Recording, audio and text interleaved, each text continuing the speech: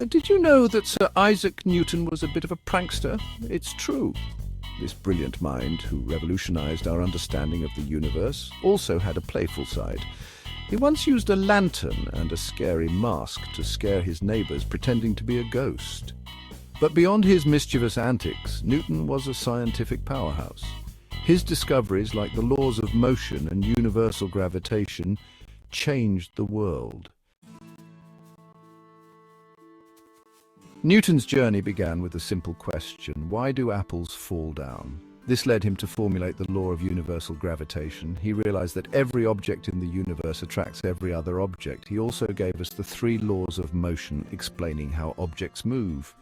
These laws are still used today, from building rockets to designing cars. Newton wasn't just a serious scientist, he loved to experiment. He once stared at the sun for so long that he had to spend days in a dark room to recover his vision. He also experimented with alchemy, trying to turn lead into gold. His playful nature sometimes got him into trouble. Once he built a windmill powered by a mouse running on a wheel.